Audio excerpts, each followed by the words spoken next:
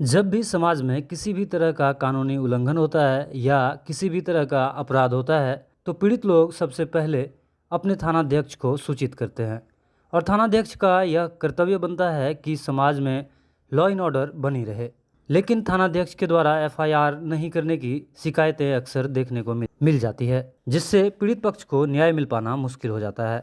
उससे इतर जब पीड़ित पक्ष को मजबूरन पुलिस अधीक्षक महोदय के पास अर्जी लगानी पड़े तो साफ समझ में आता है कि स्थानीय थानाध्यक्ष के द्वारा उनके कर्तव्यों का निर्वहन बिल्कुल नहीं किया गया होगा। इसी संदर्भ में एक पीड़ित से हमारी क्या बातचीत हुई जो पुलिस अधीक्षक महोदय को अर्जी देने आए हैं, आइए जानते हैं। हमने मंदिर में पूजा पाठ हो रहा था, कीर्तन भजन वही देखने गए। जैसे कि तो अचानक 4-5 आदमी से कहने लगा साले दारू पिया है, निकल के पीते तुम लोग नशाबाजी करते हो, तुम लोग बदनाम हमको करते हो। इसी में हमको लपड़ थप्पड़ से मारना शुरू कर दिया, डंडा लाठी से। एक कुर्सी भी सर पर मेरा तोड़ दिया। तोड़ने के बाद हम जो है 16 को स्वास्थ्य विभाग में डगरवा में जो है मेडिकल जांच करवाया। करवाने के बाद 17 को मैंने थाना में आवेदन दिया। थाना में आवेदन देने के बाद कल 19 तारीख को फिर थाना के द्वारा जांच की गई इस मामला को लगभग 5 बजे। जो जांच करके आया, जैसे ही आया तैसे वो लोग जो हमको बंधक बना करके रख लिए। सब देख कौन लो। बंधक बना के रखा? मिट्ठू और ये पूरा नाम बताइए। अमित मंडल। मिट्टू मंडल और अमित मंडल। जी, मारपीट भी यही लोग किए थे? यही लोग किया था। तो आप पे शराब पी करके जो है आरोप जो लगा रहा है, तो क्या आप शराब पीते हैं? नहीं सर, आप शराब नहीं पीते हैं? क्यों आरोप लगा रहा था आपको? ऐसे मारपीट करने का बहाना, जैसे कैसे इसको प्रहार करें, कोई कैसे मूल क्या। वजह होगा ना, मारपीट क्यों किया आपके साथ? कोई वजह है? हाँ? क्यों मारपीट किया आपके? यही कह करके दारू पीते हो तो हम कहें कि तुम पीते, तुम्हारा बाप पीता नहीं है क्या? हाँ। हाँ, इसी में हमको प्रहार किया। फिर थाना गए तो फिर क्या हुआ? थाना गए तो आवेदन दिए। हाँ। आवेदन देने के बाद कल 19 तारीख को इस मामला का जांच हुआ। जांच होने के बाद थाना चले आए अपना वापस, फिर अपना डगरवा थाना। उसके बाद जो है फिर हमरे ऊपर प्रहार कर दिया। आप थाना गए तो फिर आपके प्रशासन न, जैसे प्रशासन यहाँ से भागा न सर, जांच करके गई टीम, तो फिर आपके साथ मारपीट जी, हो गई।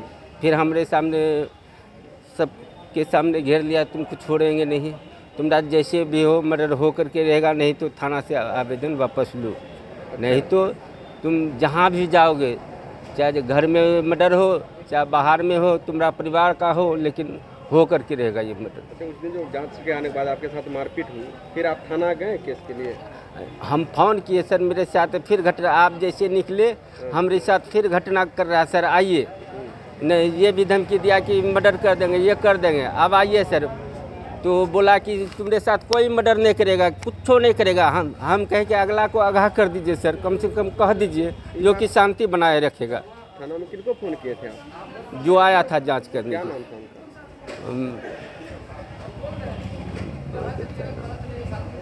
राजकिशोर महेंद्र बाबू, कौन सा थाना पड़ता है आपका? डगरवा। डगरवा थाना पड़ता है। अभी कहाँ आए हैं आप? एसपी जी के यहाँ है। तो थाना अध्यक्ष आपका नहीं सुन रहे हैं क्या? नहीं सुन रहे हैं। सुना तो कल जांच में भेजा। हाँ। जांच में भेजने के दौरान जब जांच करके आए तो फिर हमरे ऊपर प्रहार कर दिया। फिर प्रहार कर दिया? तब हम दर्ज फोन हुआ? मारपीट का जो केस दर्ज करने के थाना में दर्ज हुआ केस हम तो किए, अब तक एफआईआर दर्ज नहीं लिया है सर। आज कहाँ आए हैं आप? अभी तो थाना में एसपी साहब के यहाँ एसपी साहब से मिले? नहीं मिले हैं, 2 बजे मिले हैं। 2 बजे मिले? जी उन्हीं से मिलने आए हैं कि कहने के लिए कि वहाँ पे केस नहीं लिया आपका? जी। क्या लगता है दरोगा जी का, क्या काहे केस लेता है? मिलल जुलल पैसे पूंजीपति वाले हैं वो लोग सर, उससे मिलल जुलल हमको लगता है। तो मिलल जुलल रहेगा तो गरीब लोग का नहीं सुनेगा? कुछ नहीं सुनेगा।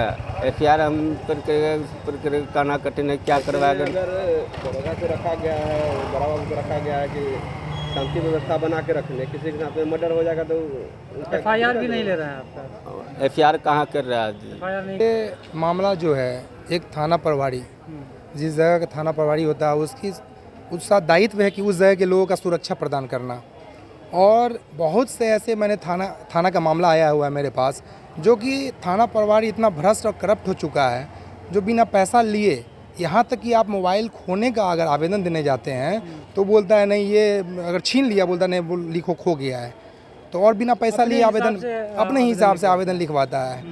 तो मैं कहना चाहता हूँ कि जैसे ये आज महलदार के साथ ये घटना हुआ, इससे पहले भी जो थाना प्रभारी डगरवा के हैं उनके साथ ST/SC एक्ट केस जो है उसमें हम वकील हम ही हैं। उसी थाना क्षेत्र का एक आदमी है ऋषि देव, वो जाति सूचक गाली दिया गया था उसको और उसके ऊपर केस है। प्रभारी के द्वारा दिया गया, थाना प्रभारी ने गाली दिया था और उसका केस अभी मैं खुद लड़ रहा हूँ। तो अभी जो न्यायालय में मामला चल रहा है बहुत ही फेवर में हम लोग का है और एक्शन भी लिया गया, सशरीर उपस्थित होने का उनको संज्ञान भी जा चुका है। तो ये दूसरा मामला है उसका, अभी ये मामला दूसरा है। और जब ये आए थाना से इंक्वायरी के लिए तो अगला से मेल जोल माल उल लेकर के वो निकल गए। इसके थाना वापस जब चला गया इंक्वायरी करने के बाद इसको फिर मारा पीटा गया और इसको धमकी दिया कि तुमको गोली मार देंगे और तुम्हारे परिवार को ही मरवा देंगे। वो लोग बार बार धमकी दिया जा रहा है। थाना प्रभारी का जो रूल है, बड़ा बाबू जो है उनका जो रूल है, यानी कहता है जो एक्शन लेना, क्या उस पर कुछ तत्परता देखिए आप? नहीं, कोई तत्परता नहीं। वो सीधी बात है, जो माल देगा उसी का वो थाना है, उसी का पुलिस है। ये तो आप लोग, थाना पुलिस वही है, जो पैसा देता है उसी के फेवर में जाता है। ये तो जग जाहिर है, सारे जनता जानते हैं। तो फिर ऐसे में गरीब लोग हैं जो गरीब लोग लूटे मरे अगर ये लोग नहीं आवाज़ उठाएंगे। अभी तो SP साहब के पास आए हैं न्याय की गुहार लेकर के, अगर ये इनको न्याय यहाँ से नहीं मिला तो हम लोग कोर्ट में आ जाएंगे, कोर्ट का शरण लेंगे। पुलिस प्रशासन का जिस तरह से कार्य है कि सुरक्षा बहाल करना, और लेकिन जब लोग जाते हैं, गरीब गुरबा जब थाना पहुँचते हैं और जिस तरह का रवैया रहता है इन लोगों का, तो क्या ये उचित लगता है क्या? एकदम बिल्कुल अनुचित है। अब मैं तो कहता हूँ कि हर थाने में ऐसा होना चाहिए व्यवस्था कि आम पब्लिक जाए तो उसको डर नहीं लगे। आज आम आदमी अगर थाना जाता है वो डर के सहम के जाता है। आम लोगों को ही डर लगता है, आम लोग क्रिमिनल्स नहीं डरते हैं। क्रिमिनल तो ऐसे टांग पे टांग बैठा करके एकदम बैठता है, आराम से बात करता है, लगता है कि वो थाना उसी का है। लेकिन आम पब्लिक तो लगता है कि बाबू गया तो उसको गाली से बात करता है। एक आवेदन देने जाइए, आपको घंटों बैठा देना पड़ेगा उसको। अगर परिचय नहीं है आपका पहचान नहीं है खुद का, तो आपको थाना में क्या, आपको कुछ नहीं, भगा देगा वहाँ से।